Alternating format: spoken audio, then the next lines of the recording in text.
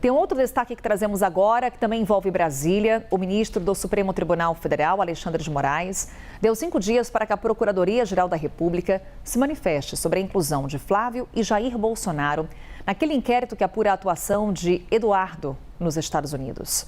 É Theo Cury, nosso analista, quem vai falar com a gente sobre esse assunto. Tudo bom, Theo? Bom dia. Tudo bem, Carol, com você. Bom dia. Tudo bem. A gente entendeu um pouco por que essa necessidade da Procuradoria-Geral da República se manifestar nesse inquérito.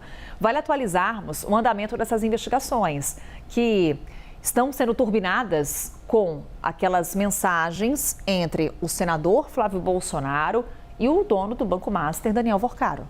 Exato. Essa é uma investigação que ela começou, Carol, a partir do momento que houve a viagem do Eduardo Bolsonaro para os Estados Unidos.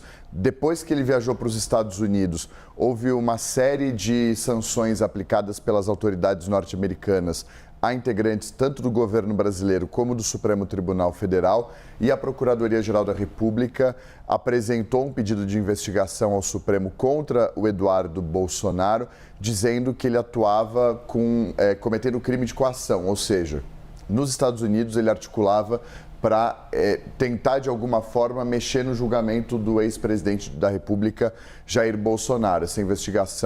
Esse inquérito foi aberto em 2025, em maio de 2025, houve o julgamento de Bolsonaro no segundo semestre, em setembro do ano passado. Ele acabou sendo condenado, mas a Procuradoria-Geral da República alegou que houve sim a tentativa, apesar de o resultado final não ter sido alcançado por Eduardo Bolsonaro. Dando esse contexto da investigação que tramita lá no Supremo, denúncia foi apresentada pela Procuradoria, o Supremo aceitou a denúncia e tornou o Eduardo Nantes Bolsonaro réu por coação no curso do processo. Jair Bolsonaro não foi denunciado naquela ocasião.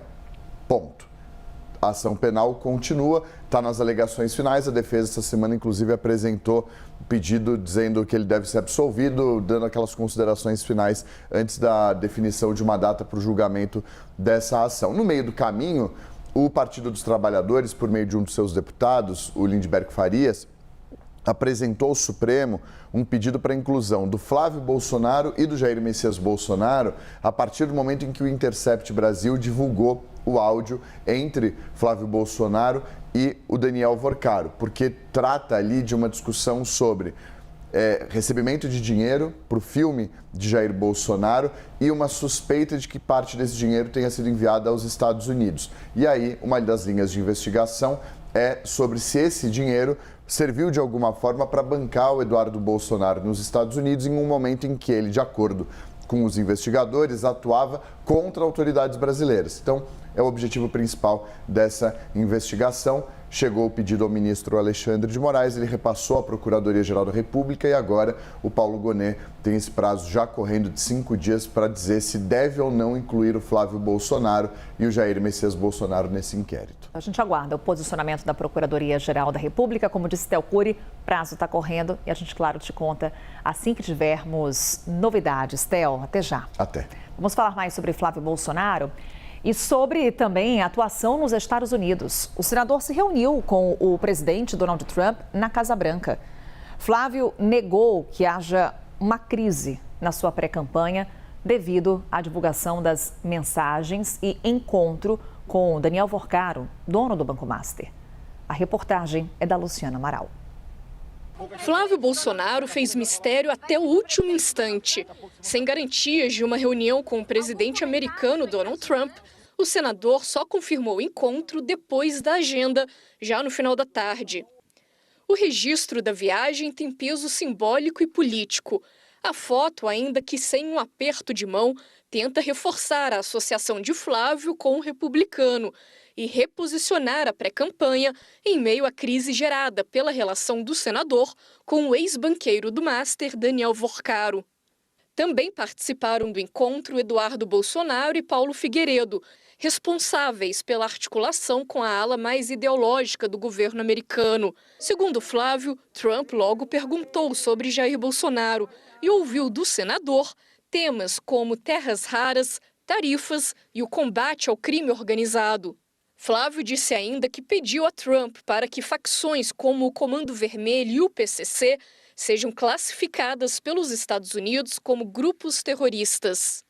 Nós temos aí um em cada 4 brasileiros morando em áreas que são dominadas por facções criminosas, que impõem as suas próprias regras, facções que são espécies de governo paralelo em muitas áreas do Brasil, e nós vamos libertar essas pessoas.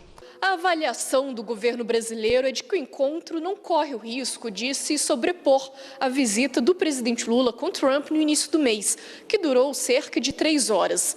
Os efeitos práticos dessa visita de Flávio ainda serão conhecidos mais para frente, mas o encontro não deixa de ser considerado um ganho político para a direita, no momento em que o pré-candidato tenta conter o desgaste nas pesquisas de intenção de voto. A oposição segue sob pressão.